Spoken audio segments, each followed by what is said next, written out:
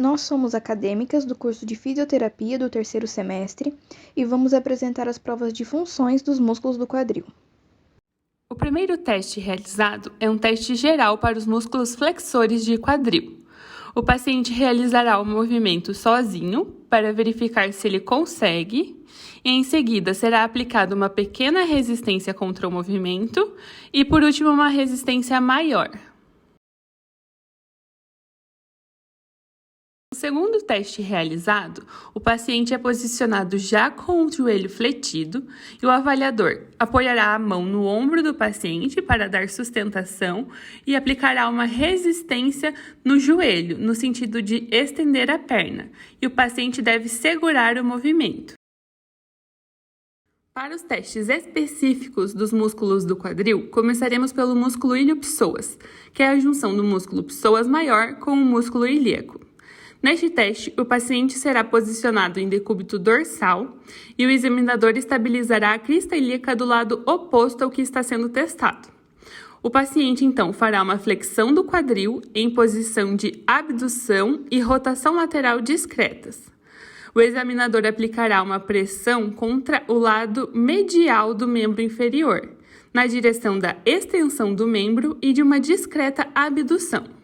Para o teste do músculo sartório, o paciente continuará em decúbito dorsal e fará uma rotação lateral, uma abdução e flexão da coxa, com uma flexão de joelho.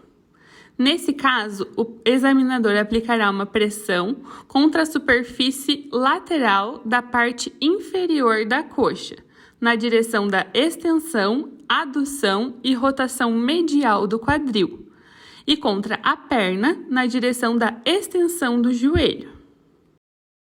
Para o teste do músculo tensor da face lata, o paciente fará uma abdução, flexão e rotação medial do quadril, com o joelho estendido, e o examinador aplicará uma pressão contra o membro inferior na direção da extensão e da adução, porém não aplicará pressão contra a rotação. No teste dos músculos adutores do quadril, o paciente será posicionado em decúbito lateral, sobre o lado em que será realizado o teste. Nesse caso, a fixação por parte do examinador ocorre mantendo a coxa em abdução. O teste ocorre realizando a adução para cima do membro inferior de baixo.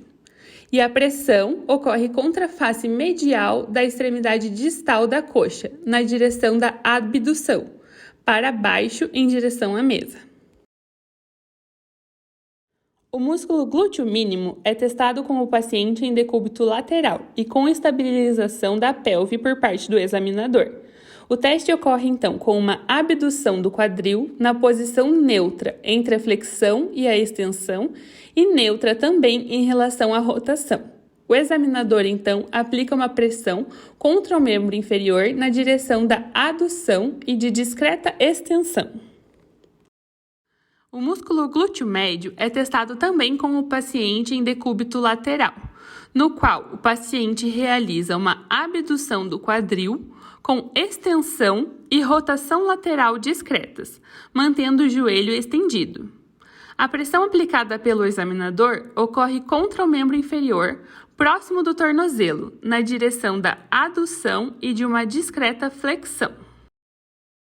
Para o teste do músculo glúteo máximo, o paciente é posicionado em decúbito ventral com o joelho flexionado a 90 graus ou mais.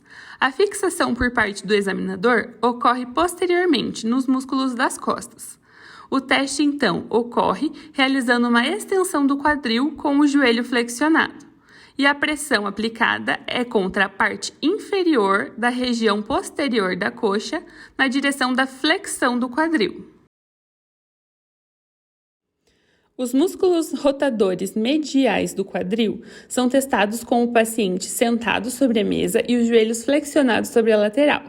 Então, ele realiza uma rotação medial da coxa e o examinador aplica uma pressão contra o lado medial da coxa e contra o lado lateral do tornozelo, no sentido de empurrar a coxa para a lateral e o tornozelo para dentro.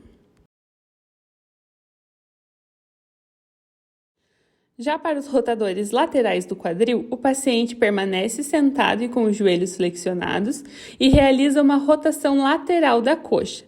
O examinador aplicará uma pressão contra a lateral da coxa e contra a parte medial do tornozelo, no sentido de empurrar a coxa para a medial e o tornozelo para a lateral.